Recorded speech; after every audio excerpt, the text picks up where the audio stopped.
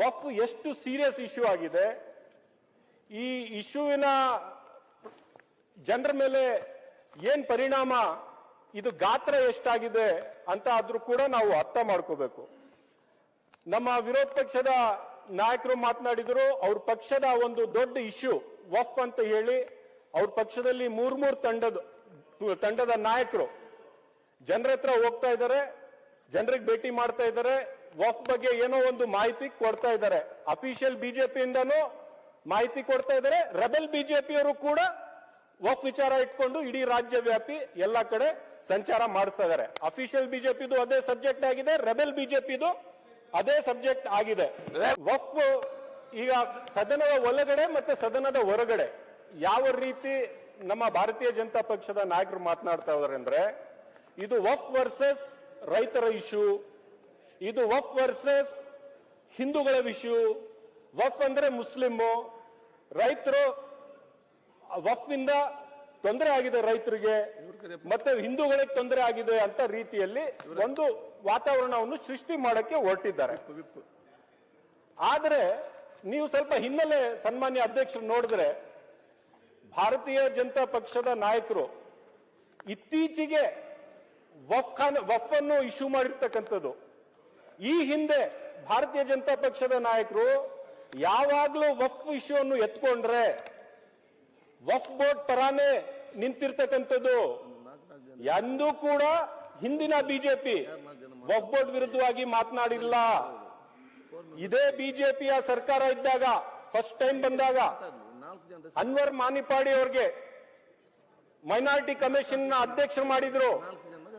ಸನ್ಮಾನ್ಯ ಯಡಿಯೂರಪ್ಪನವರು minority commission ನ ಅಧ್ಯಕ್ಷರು ಅನ್ವರ್ ಮಾನಿಪಾಡಿ ಅವ್ರಿಗೆ ಮಾಡಿದ್ರು.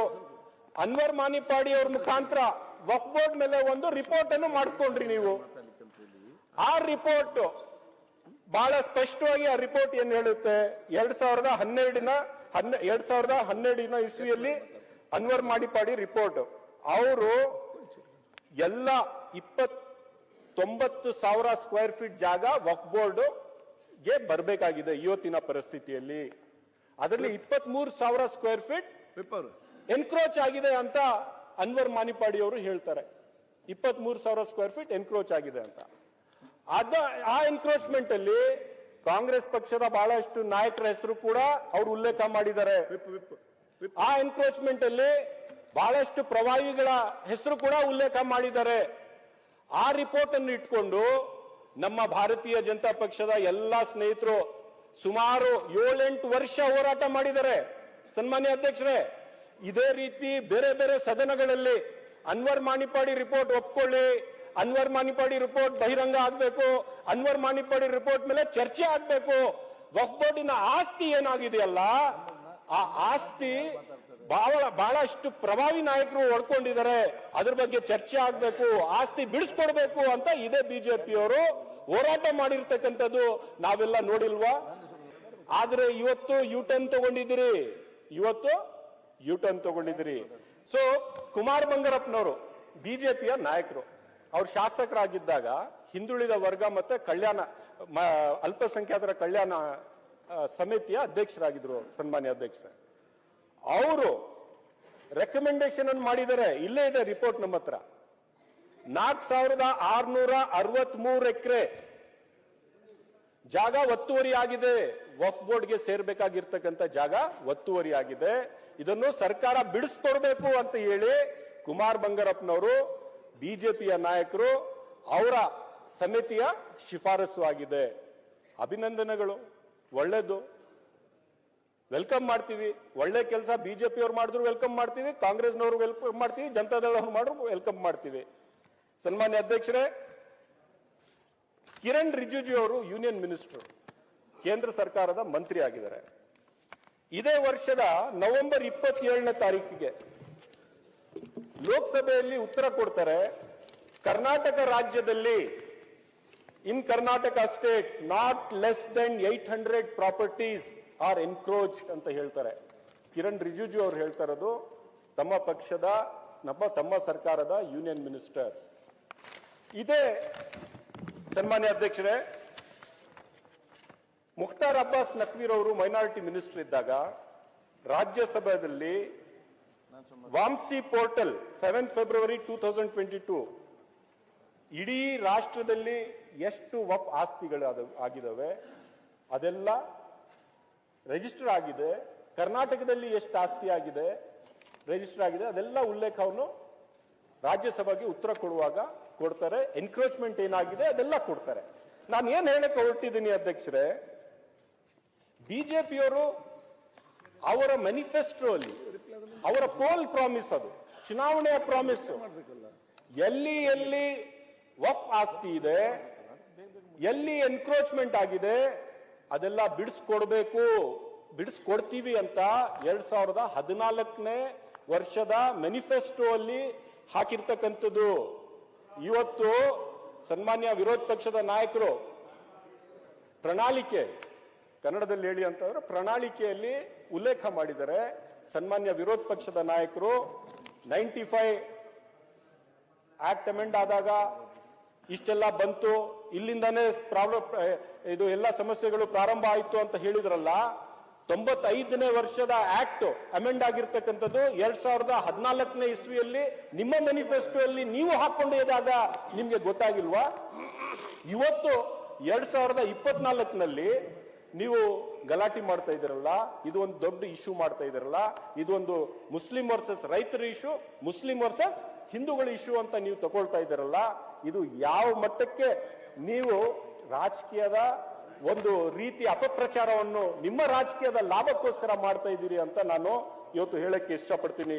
ಸನ್ಮಾನ್ಯ ಅಧ್ಯಕ್ಷರೇ, ಅವರ ಪ್ರಣಾಳಿಕೆಯಲ್ಲಿ 2014 ಹಾಕಿದ್ದಾರೆ, ಬಟ್ ಇವತ್ತು 95ನೇ ಇಸ್ವಿದು ಆಕ್ಟ್ ಬಗ್ಗೆ ಮಾತನಾಡ್ತಾರೆ. ಅವ್ರು ಯಾಕೆ ಹಾಕ್ಬೇಕಾಗಿತ್ತು? ಹಾಕ್ಬಾರ್ದಿತ್ತು. ನಮ್ಮ ಪ್ರಣಾಳಿಕೆಯಲ್ಲಿ ಇರಲಿಲ್ಲ, ಕಾಂಗ್ರೆಸ್ ಪಕ್ಷದ ಪ್ರಣಾಳಿಕೆಯಲ್ಲಿ ವಫ್ ಬಗ್ಗೆ ಉಲ್ಲೇಖ ಇರಲಿಲ್ಲ. 2014ನಲ್ಲಿ ಇವ್ರ ಪ್ರಣಾಳಿಕೆಯಲ್ಲಿ ಇತ್ತು. ನಾನು ಅಭಿನಂದನೆಗಳು ಸಲ್ಲಿಸ್ತೇನೆ ನಿಮ್ಗೆ. ನೀವು ಇಷ್ಟು ವರ್ಷ ವಫ್ ಪರ ಇದ್ರಿ, ಇಷ್ಟು ವರ್ಷ ಕರ್ನಾಟಕ ಬಿಜೆಪಿಯವರು ಯಾವಾಗ್ಲೂ ಪರ ಇದ್ರು, ಇದ್ದಕ್ಕಿದ್ದಂಗೆ ಯೂಟರ್ನ್ ಮಾಡ್ಬಿಟ್ಟಿರೋದು. ಇದು ಹಿಂದೆ ಯೂಟರ್ನ್ ಆಗಿರ್ಲಿಲ್ಲ. ಯಾಕೆ ಆಗಿದ್ದೀರಿ? ಯಾಕೆ ಆಗಿದ್ದೀರಿ? ನಾನು ವಿರೋಧ ಪಕ್ಷದ ನಾಯಕರು ಮಾತನಾಡುವಾಗ ಹೇಳಿದ್ರು, ಸನ್ಮಾನ್ಯ ಅಧ್ಯಕ್ಷರೇ, we were in power only for 9 years. ಬರೀ 9 ವರ್ಷ ಮಾತ್ರ ನಾವು ಪವರ್ ಅಲ್ಲಿ ಇದ್ದಿದ್ದು, 9 ವರ್ಷ ಮಾತ್ರ ನಾವು ಪವರ್ ಅಲ್ಲಿ ಇದ್ದಿದ್ದು ಅಂತ ವಿರೋಧ ಪಕ್ಷದ ನಾಯಕರು ಹೇಳಿದ್ದಾರೆ. ಆ 9 ವರ್ಷದಲ್ಲಿ ಅವ್ರು ಏನ್ ಮಾಡಿದ್ದಾರೆ ಅಂತ ನಾನು ಹೇಳ್ತೇನೆ.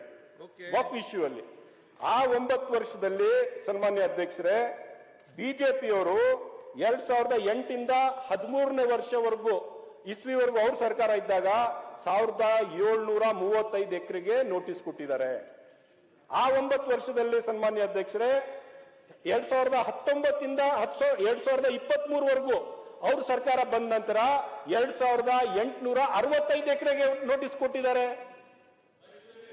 ರೈತರಿಗೆ ಕೊಟ್ಟಿರೋದು, ಬಿಜೆಪಿಯವ್ರು ಕೊಟ್ಟಿರೋದು, ಹಿಂದೂಗಳಿಗೆ ಕೊಟ್ಟಿರೋದು ನೋಟಿಸ್, ಗಲಾಟಿನೂ ಬಿಜೆಪಿಯವರು ಮಾಡ್ತಾ ಇರೋದು.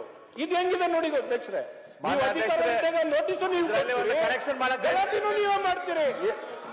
ಅಲ್ಲ ಅಲ್ಲ, ಕಾಂಗ್ರೆಸ್ ಹಿಂದೂ ವಿರೋಧಿ ಅಂತೆ, ಇವ್ರು ಹಿಂದೂ ಪರ ಅಂತೆ. ಅಲ್ಲ, 2 ನಿಮಿಷ ನೀವು ಮಾಡಿರೋದು ಹೇಳ್ತಿರೋದು. ಬಿಜೆಪಿಯವರು ಅವರ 9 ವರ್ಷದಲ್ಲಿ ಸುಮಾರು 4,500 ಎಕರೆಗೆ ವಫ್ ಆಸ್ತಿ ಅಂತ ಡಿಕ್ಲೇರ್ ಮಾಡಿಕೊಂಡು ನೋಟಿಸ್ ಕೊಟ್ಟಿದ್ದಾರೆ. ಬಿಜೆಪಿ ಸರ್ಕಾರ ಕೊಟ್ಟಿರ್ತಕ್ಕಂಥದ್ದು. I appreciate them, I am very happy, appreciate. 1 ನಿಮಿಷ ಕೂತ್ಕೊಳ್ಳಿ, ನಾನು ಹೇಳಾಗ್ತಾ ಇಲ್ಲ. ಒಂದ್ ಬಾರಿ ಎದ್ದು ನಿಂತ್ಕೊಂಡು ಯಾರಿಗೂ ಡಿಸ್ಟರ್ಬ್ ಮಾಡಿಲ್ಲ ಅಂತ ನಾನು ಮಾತಾಡುವಾಗ ದಯವಿಟ್ಟು ಸನ್ಮಾನ್ಯ ಅಧ್ಯಕ್ಷರೇ ನೀವು ಕಂಟಿನ್ಯೂ ಮಾಡಿ. ಯಾಕಂದ್ರೆ ಸಮಾಜಕ್ಕೆ ಒಂದು ತಪ್ಪು ಸಂದೇಶ ಹೋಗ್ತಾ ಇದೆ ಇಡೀ ರಾಷ್ಟ್ರದಲ್ಲಿ. ಅಲ್ಲ ನಾನು ಜಲ್ದಿ ಮುಗಿಸ್ತೇನೆ. ಅಧ್ಯಕ್ಷರೇ, ಬಹಳ ನೋವಿಂದ ಹೇಳ್ಕೊತಾ ಇದ್ದೇನೆ, ನಮ್ಮ ಸಮುದಾಯ ಈಗಾಗಲೇ ಬಹಳ ಕಷ್ಟದಲ್ಲಿದೆ, ಮುಸ್ಲಿಂ ಸಮುದಾಯ ಈಗಾಗಲೇ ಬಹಳ ಕಷ್ಟದಲ್ಲಿದೆ. ಇವ್ರು ಏನು ಮುಸ್ಲಿಂ ವರ್ಸಸ್ ರೈತರು, ಮುಸ್ಲಿಂ ವರ್ಸಸ್ ಹಿಂದೂ ಅಂತ ಇಶ್ಯೂ ಮಾಡ್ಬಿಟ್ರೆ ನನ್ನ ಸಮುದಾಯದ ಬಡಪಾಯಿಗಳು, ಬೀದಿಯಲ್ಲಿ ವ್ಯಾಪಾರ ಮಾಡೋರಿಗೆ ತೊಂದರೆ ಆಗೋಗುತ್ತೆ, ಕಷ್ಟ ಆಗೋಗುತ್ತೆ.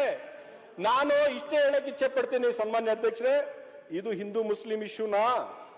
ಇವರು ರೈತರ ಬಗ್ಗೆ ಮಾತನಾಡಿದ್ದಾರೆ. ಇಡೀ ರಾಜ್ಯದಲ್ಲಿ ಟೋಟಲ್ ಉಳುಮೆ ಆಗ್ತಾ ಇರ್ತಕ್ಕಂಥ ಜಮೀನಿನ ಗಾತ್ರ ಏನು ಅಂತ ನಾನು ಇವತ್ತು ಹೇಳಕ್ ಇಚ್ಛೆ ಪಡ್ತೇನೆ.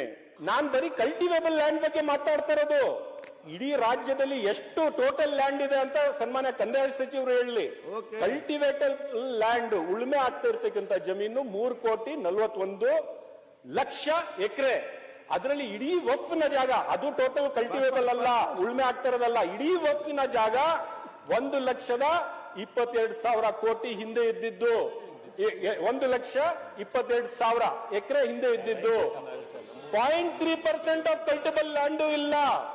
0.3% ಆಫ್ ಕಲ್ಟಿವೇಬಲ್ ಲ್ಯಾಂಡ್ ಕೂಡ ವಫ್ದು ಇಲ್ಲ. ಅದರಲ್ಲೂ ಸಾಮಾನ್ಯ ಅಧ್ಯಕ್ಷರೇ 84,000 ಎಕರೆ ಬೇರೆ ಬೇರೆ ಲ್ಯಾಂಡ್ ರಿಫಾರ್ಮ್ ಆಕ್ಟ್ ಅಲ್ಲಿ ಆಲ್ರೆಡಿ ವಫ್ ಕಳ್ಕೊಂಡಿದೆ, ಬಿಟ್ಬಿಟ್ಟಿದೆ, ಹೋಗ್ಬಿಟ್ಟಿದೆ. ಯಾರ್ಯಾರು ಉಳುವವರಿದ್ರು ಅವರೇ ಒಡೆಯರು ಅಂತ ಹೇಳಿ ಸರ್ಕಾರ ಇನಾಮ್ ರದ್ದತಿ ಆಕ್ಟ್ ಆಗಿರ್ಬೋದು, ಲ್ಯಾಂಡ್ ರಿಫಾರ್ಮ್ಸ್ ಆಕ್ಟ್ ಆಗಿರ್ಬೋದು, ಅದ್ರ ಮುಖಾಂತರ 84,000 ಎಕರೆ ವಫ್ನ ಜಾಗ ರೈತರಿಗೆ ಸೇರಿತ್ತು. ಅದರಲ್ಲಿ ಯಾವ ತಕರಾರು ಕೂಡ ವಕ್ಫ್ ಬೋರ್ಡು ಮಾಡ್ತಾ ಇಲ್ಲ, ಯಾವ ಸರ್ಕಾರವೂ ಮಾಡ್ತಾ ಇಲ್ಲ, ನಾವು ಮಾಡ್ತಾ ಇಲ್ಲ. ನಮ್ಮ ಸಮುದಾಯಕ್ಕೆ ಒಳ್ಳೇದಾಗ್ಲಿ ಅಂತ ನಮ್ಮ ಪೂರ್ವಜಿಕರು ದಾನ ಮಾಡಿ ಹೋಗಿರ್ತಕ್ಕಂಥ ಜಮೀನು. ಆದ್ರೂ ದೇಶದ ರೈತರು ನಮ್ಮ ಸಮುದಾಯದವರು, ದೇಶದ ಹಿಂದೂ ಸಹೋದರರು, ನಾವೆಲ್ಲ ಒಂದು ಕುಟುಂಬ ಅಂತ ಹೇಳಿ ಎಲ್ಲರೂ ಸೇರಿ ಬಾಳೋಣ ಅಂತ ಹೇಳಿ ಅದೆಲ್ಲ ಬಿಟ್ಬಿಟ್ಟಿದೀವಿ. ಆದ್ರೂ HD ಕುಮಾರಸ್ವಾಮಿ ಅವರು, ಇವರ ಪಕ್ಷದ ಒಬ್ಬ ಅಲಯನ್ಸ್ ಪಾರ್ಟ್ನರ್ ಇವರು, ಅವರು ಮುಖ್ಯಮಂತ್ರಿ ಇದ್ದಾಗ ಲಾ ಡಿಪಾರ್ಟ್ಮೆಂಟ್ ಅವ್ರ ಸರ್ಕಾರ ಒಂದು ಹೊರಗೆ ಮಾಡ್ತಿರ್ತಕ್ಕಂಥ ರಿಪೋರ್ಟ್ ಅಲ್ಲಿ ಏನಿದೆ, ಇನಾಮ್ ಆಕ್ಟ್ ಅಪ್ಲೈಕಬಲ್ ಆಗಲ್ಲ ವಫ್ಗೆ ಅಂತ ಅವರೇ ಕೊಟ್ಟಿದ್ದಾರೆ. ಅದಕ್ಕೂ ನಾವು ಹೋಗ್ತಾ ಇಲ್ಲ, ಅದಕ್ಕೂ ನಾವು ಟಚ್ ಮಾಡ್ತಾ ಇಲ್ಲ.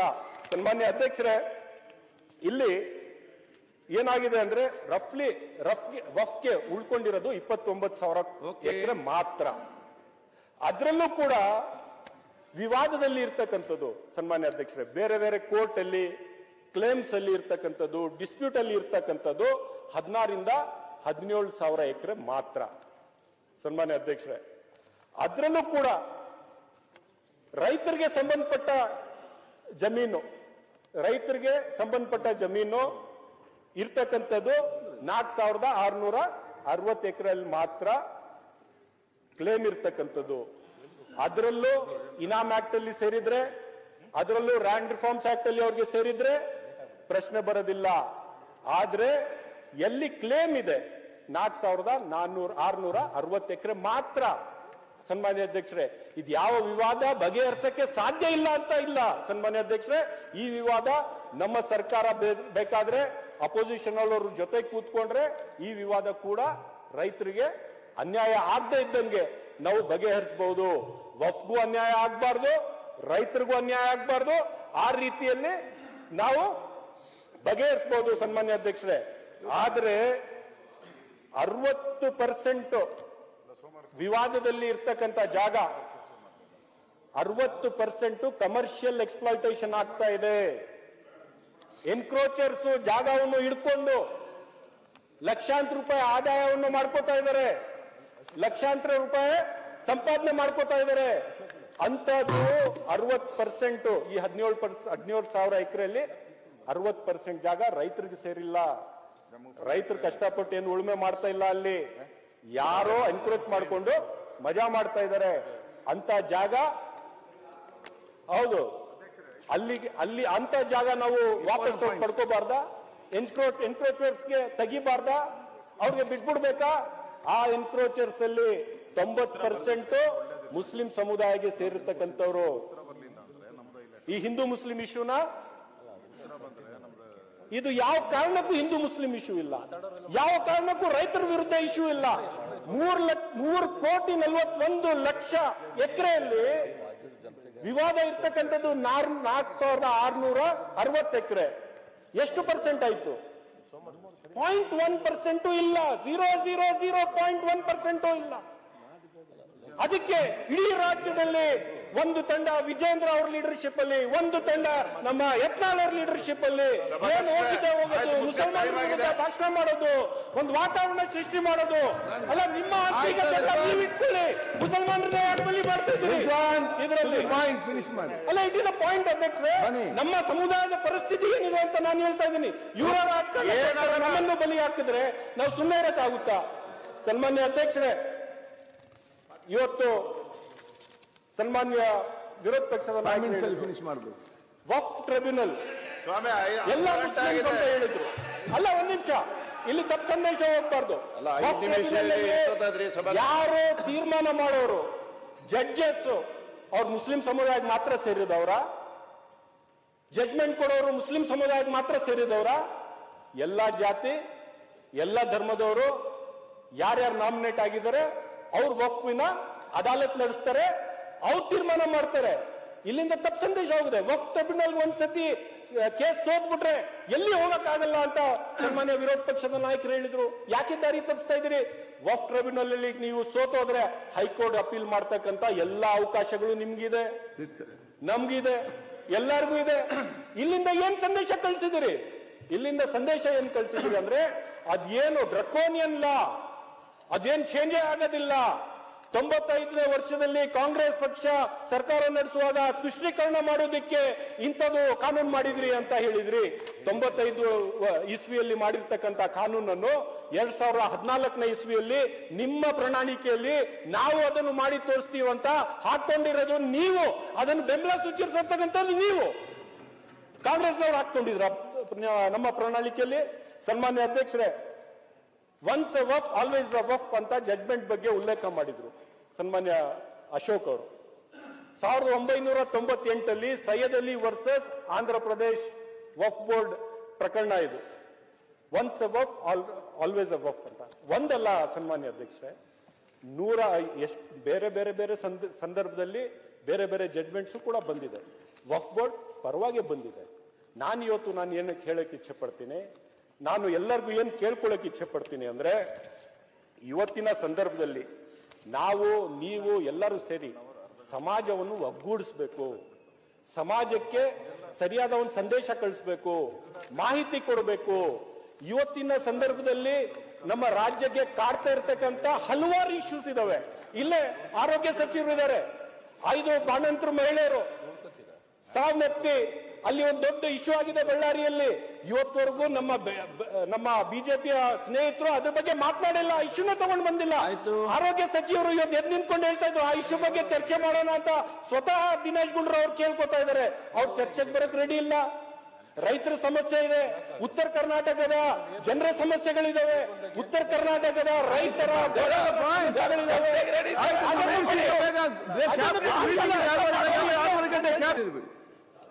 ಅಲ್ಲ, ನಾನು ಏನ್ ಹೇಳಕ್ಕೆ ಇಚ್ಛೆ ಪಡ್ತಾ ಇದ್ದೀನಿ ಅಂದ್ರೆ, ಯಾವ ರೀತಿಯಲ್ಲಿ ಈ ಇಶ್ಯೂನ್ನು ಇಟ್ಕೊಂಡು ವ್ಯಾಪಕವಾಗಿ ಸದನ ಹೊರಗಡೆ ಕೂಡ, ಒಳಗಡೆ ಮಾತನಾಡ್ತಾ ಇದ್ದೀರಿ ಓಕೆ, ಹೊರಗಡೆ ಕೂಡ ಜಾತ್ರೆಗಳು ನೀವು ತಗೊಂಡು, ರ್ಯಾಲಿಗಳು ತಗೊಂಡು ಮುಸಲ್ಮಾನ್ ಸಮುದಾಯದ ವಿರುದ್ಧವಾಗಿ ನೀವು ಏನ್ ಭಾಷಣಗಳು ಮಾಡ್ತಾ ಇದ್ದೀರಿ. ಯಾಕಂದ್ರೆ ಈಗ ಮೈನಾರಿಟಿ ಮಿನಿಸ್ಟ್ರು ಈಗ ಮಾತನಾಡಿದ್ರು, ವಫ್ ಮಿನಿಸ್ಟರ್ ಜಮೀರ್ ಅಹಮದ್ ಖಾನ್ ಅವರು. ಬಿಜೆಪಿಯವರಿನ ಪ್ರಕರಣ ಸನ್ಮಾನ್ಯ ಅಧ್ಯಕ್ಷರೇ, 11 ಎಕರೆ ಸಂಬಂಧಪಟ್ಟ ಪ್ರಕರಣಕ್ಕೆ ಯತ್ನಾಳ್ ಅವರು 1200 ಎಕರೆ ಪ್ರಕರಣ ಅಂತ ಹೇಳ್ಬಿಟ್ರು. ಜನರಲ್ಲಿ ಆತಂಕ ಸೃಷ್ಟಿ ಮಾಡ್ಬಿಟ್ರು. ಅಲ್ಲ, ಒಂದ್ ನಿಮಿಷ, ಅಲ್ಲಿ ಇರ್ತಕ್ಕಂಥದ್ದು ಅವ್ರಿಗೆ ನೋಟಿಸ್ ಕೊಟ್ಟಿದ್ರು ವಫ್ ಅದಾಲತ್ ನಡೆಯುವಾಗ, ಅವ್ರು ಹೋಗಿಲ್ಲ. ಯಾಕೆ ಹೋಗಿಲ್ಲ? ಅಲ್ಲೇ ಹೋಗಿ ಫೈಟ್ ಮಾಡಬೇಕಾಗಿತ್ತು. ಅನ್ಯಾಯ ಆಗಿದ್ರೆ ರೈತರ ಪರವಾಗಿ ಆ ವಫ್ ಅದಾಲತ್ನಲ್ಲಿ ಅವರೊಬ್ಬ ಶಾಸಕರಾಗಿ ಅಲ್ಲಿ ಯಾಕೆ ಮಾತನಾಡಿಲ್ಲ?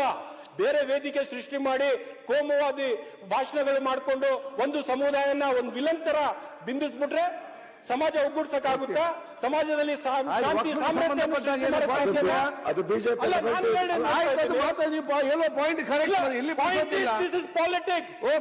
ಬಿಜೆಪಿಯ ಕರ್ನಾಟಕ ಮಾಡೆಲ್ ಏನಿತ್ತು, ವಫ್ ಪರ ಇತ್ತು. ಯಾವಾಗ ಕೇಂದ್ರ ಸರ್ಕಾರದಲ್ಲಿ ಆಯ್ತು, ಇವರು ಯೂ ಟರ್ನ್ ಮಾಡಿದ್ರು. ಇವರು ಕೇಂದ್ರದ ಬಿಜೆಪಿಯ ನಾಯಕರಿಗೆ ಮನವರಿಕೆ ಮಾಡ್ಕೋಬೇಕಾಗಿತ್ತು. ಇಲ್ಲ, ಇಷ್ಟು ದಿನ ಕರ್ನಾಟಕ ಬಿಜೆಪಿ ಬಂದಿದೆ, ಸಿದ್ದರಾಮಯ್ಯ ರೈತ ವಫ್ ಪರ ಹೋರಾಟ ಆಗಿದ್ದು ಇಷ್ಟು ದಿವಸ. ಅಲ್ಲಿಂದ ಒಂದೇ